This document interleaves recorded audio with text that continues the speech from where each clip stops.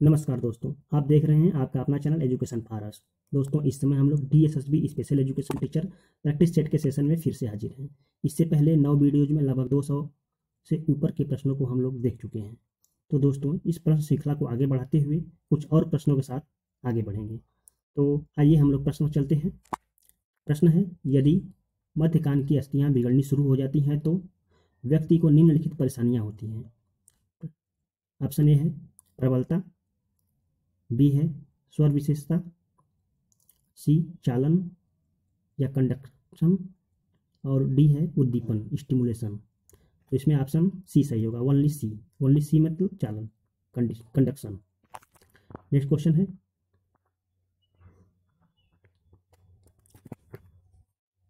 आंख से प्रकाश निम्नलिखित में से कौन से क्रम से गुजरता है। ऑप्शन ए है कार्निया, पुतली, lens, retina, B cornea, lens, पुतली, रेटिना, सी लेंस, कार्निया, पुतली, रेटिना, और डी पुतली, कार्निया, लेंस और रेटिना। इसका ऑप्शन ए सही होगा, कार्निया, पुतली, लेंस और रेटिना। साथियों, आप लोगों को बता दें कि जो भी प्रश्न श्रृंखला चल रही है इसमें 50 वीडियो का सीरीज आप लोगों को दिया जाएगा, जिसमें लगभग 1500 क्वेश्चन, जिसमें स्पेशल के क्वेश्चन और साइकोलॉजी और शिक्षण के क्वेश्चन मिला जुला होगा। तो ये जो भी क्वेश्चन आप लोगों को मिलेगा वो हमारे जो भी एग्जाम है, वो चाहे डीएसएसबी के एग्जाम हो या सीटेट के हों या रीट के हों, वहाँ पर हमारे क्वेश्चन सीधे देखने को मिल जाते हैं। तो आप लोग हमारे अपने इस वीडियो को लगातार देखते रहिए और अपने ज्ञान को और प्रश्न श्रृंखला को बढ़ाते रहिए। तो आइए क्वेश्चन चलते हैं। प्रश्न है, CNS के भागों को व्यवस्थित कीजिए। तो ये देखिए भाग दिया हुआ है, थैलेमस, मैंडुला, ओब्लिगेटा, मेरुरज्जु और अग्रखंड। इंग्लिश में दिया हुआ है, इंग्लिश भी देख लीजिए। तो इसका ऑप्शन सी सही होगा, चौथा, दूसरा, पहला और तीसरा। अग्रखंड, फिर मैंडुला, ओब्लिगेटा, फिर पहला थैलेमस और फिर तीसरा मेरुरज्जु। इसके बाद नेक्स्ट क्वेश्चन है, बैचलर वयस्क बुद्धि मापने का प्रयोग किसको प्राप्त करने के लिए किया जाता है।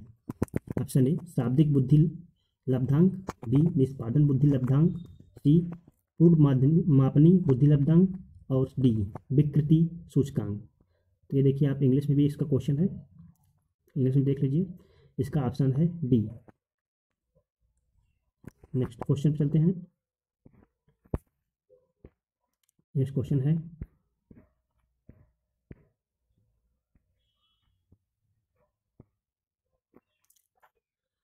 द्रव्यमान स्पेक्ट्रम की तरंग दीर्घता की परास क्या है। ऑप्शन ए 380 से 760 नैनोमीटर तक, बी 200 से 700 नैनोमीटर तक, सी 400 से 1000 नैनोमीटर तक, और डी 100 से 1000 नैनोमीटर तक। इसका ऑप्शन ए सही होगा, 380 से 700 नैनोमीटर तक। नेक्स्ट क्वेश्चन है, साथियों इससे पहले 9 वीडियोज हम लोगों का तैयार है और प्लेलिस्ट में आप जा करके उन्हें देख सकते हैं। और 9 में वीडियो में लगभग 200 से ऊपर क्वेश्चन आप लोगों को कराए गए हैं। आप उन्हें भी देखकर क्वेश्चन को समझ सकते हैं, क्वेश्चन के टाइप को समझ सकते हैं, क्वेश्चन की भाषा को समझ सकते हैं। क्योंकि हमारा जो एग्ज़ाम है इसमें मुख्य रूप से भाषा का बहुत बड़ा रोल होता है, क्योंकि ये हमारा एग्ज़ाम ऑनलाइन होगा।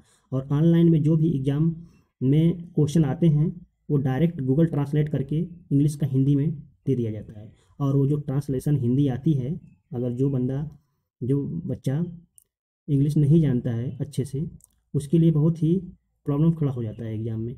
आप ना इंग्लिश की मीनिंग को अच्छे समझ पाएंगे और ना हिंदी के शब्द को अच्छे समझ पाएंगे। तो आपको आता हुआ क्वेश्चन का आंसर भी आप उसे नहीं कर पाएंगे। तो इसलिए यहाँ पर आप भाषा को भी समझिए, क्योंकि इसमें देखिए कुछ भाषा ऐसी है जो कि हमें लगता है गूगल ट्रांसलेट की तरह है। तो आइए क्वेश्चन चलते हैं।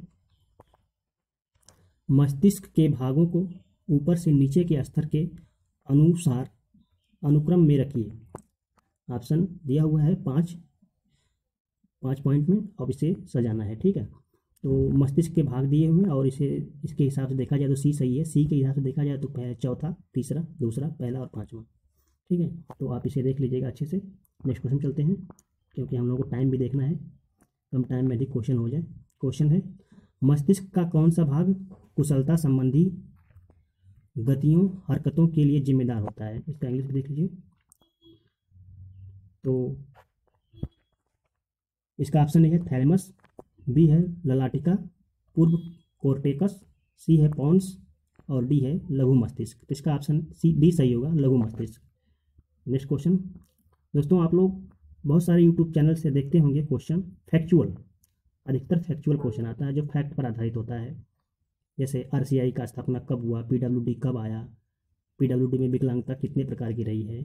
तो ये क्वेश्चन तो आप करिए, कहीं से मिले करिए, लेकिन उसके साथ साथ जो जो क्वेश्चन एप्लीकेशन बेस हो, ठीक है, जो क्वेश्चन एप्लीकेशन बेस हो, जिसे हमें समझने की ज़रूरत हो, उसे भी हल करिए।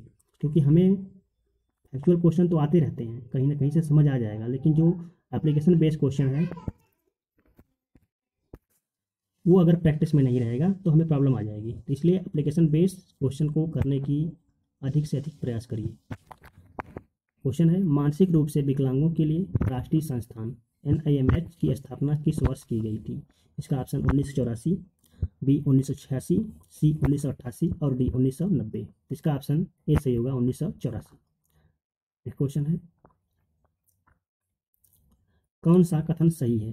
तो देखिए 4 कथन दिया है। पहला है 1839 में संयुक्त राज्य अमेरिका में ब्लाइंड के लिए कैम्ब्रिज इंस्टीट्यूट में पहले नेत्रहीन और मानसिक रूप से मंद MR बच्चे को भर्ती कराया गया। दूसरा कथन है, मानसिक मंदता वाले बच्चों के लिए विशेष कक्षाओं वाला पहला स्कूल 1859 में जर्मनी में बनवाया गया था। और नेक्स्ट, उसके बाद अगले दशकों में अन्य यूरोपीय राज्यों में। तो इसका ऑप्शन डी सही है, जो दोनों कथन गलत हैं। नेक्स्ट क्वेश्चन है, कौन सा कथन सही है। पहला है, विकलांगता अधिनियम 1995 के अनुसार अंधापन कम दृष्टि को धारा 26U के तहत विकलांगता की परिभाषा में शामिल किया गया। दूसरा है, विकलांग अधिनियम 95 की धारा 25 के तहत सरकारी अधिकारियों को विकलांगता और निवारण उपायों के कारण पर टेलीविजन, रेडियो और अन्य जन संचार माध्यमों के माध्यम से आम जनता के बीच जागरूकता पैदा करनी है। तो इसका ऑप्शन दोनों कथन सही है। तो देखिए ये अपना कथन जो दिया है ये कितना अंदर से पूछा हुआ है, आपकी धाराओं से पूछा हुआ है, तो आपको धारा भी अच्छे से याद होनी चाहिए। नेक्स्ट क्वेश्चन है, कौन सा कथन सही है।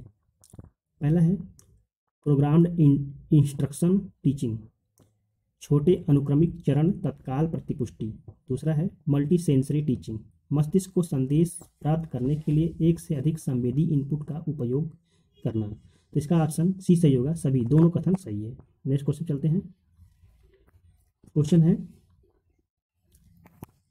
1839 में अमेरिका में पहले अंधे और मानसिक रूप से ग्रस्त बच्चे को खाली गैप स्थान है, खाली है, उसके बाद में दाखिला दिया गया था। तो इसका ऑप्शन ये होगा, पार्किंसन संस्थान में। नेक्स्ट क्वेश्चन देखिए, ये मिलान करने के लिए है, तो हमने पहले मिलान करके रखा है ताकि हमारा समय बचे। और आप इस क्वेश्चन को अच्छे से देख लीजिएगा आप लोग, ठीक है। ये आपकी दृष्टिबाधिता के कुछ टाइप्स दिया गया है, कुछ से रिलेटेड कुछ शब्द दिए गया है और उसके कारण बताया गया है, तो आप इसमें देख लीजिए, सी उत्तर सही है। नेक्स्ट क्वेश्चन है, एक बोलने से संबंधित दोष, बोलने से संबंधित दोष। तो पहला है एलेक्सिया, दूसरा है अकैलकुलिया, तीसरा है सेंसरी और डी है एक्सप्रेसिव अफेजिया। इसका ऑप्शन डी सही होगा, एक्सप्रेसिव अफेजिया। नेक्स्ट क्वेश्चन है, कौन सा कथन सही है। कथन दिया है, परियोजना का परिचय या रुचि के केंद्र मानसिक अक्षमता वाले बच्चों को पढ़ाने के लिए एक महत्वपूर्ण दृष्टिकोण। दूसरा कथन, सामान्यतः मानसिक रूप से विकलांग बच्चों की स्मृति तेज होती है। इसका ऑप्शन भी सही है, केवल दूसरा सही है। नेक्स्ट क्वेश्चन,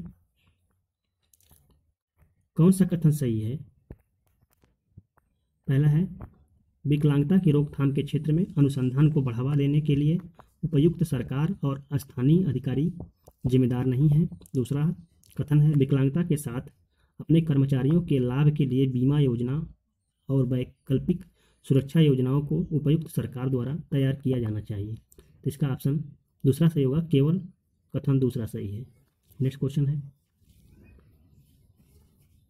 एक मूल्यांकन और औसत लागत से अधिक नहीं होनी चाहिए। तो इसका ऑप्शन बी सही होगा, जो कि 150 प्रति विकलांग बच्चा।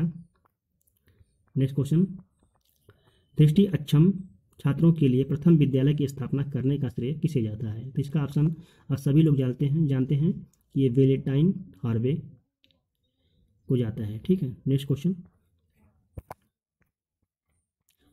है, किसने कहा कि मानसिक मंदता एक अक्षमता है जिसमें बुद्धि लब्धि एक अनुकूल व्यवहार दोनों सीमित हो जाते हैं, जो वैचारिक सामाजिक तथा व्यवहारिक कौशलों में प्रदर्शित होते हैं। Option A PWD 1995, B national trust 1999, DSM 1943 और डी AAMR 2002। तो इसका ऑप्शन डी सही होगा, AAMR 2002। नेक्स्ट क्वेश्चन है, निम्नलिखित में से कौन सा कथन सही है। पहला, सिफिलिस और हर्पिस नामक संक्रमण से बच्चों में मानसिक मंदता आ जाती है। बी, गर्भावस्था के दौरान किसी गर्भवती महिला का बार बार एक्सरे करवाने पर बच्चे पर कोई प्रभाव नहीं पड़ता। इसका ऑप्शन ए सही है, कथन पहला सही है तथा कथन दूसरा गलत है। तो आज का सेशन यही समाप्त होता है साथियों। कुछ और प्रश्नों के साथ हम लोग दोबारा मिलेंगे। तो आप लोगों को यह वीडियो कैसा लगा या प्रश्न श्रृंखला कैसी लग रही है, आप लोग कमेंट करिए। आप लोग कुछ अपने दोस्तों को शेयर कीजिए।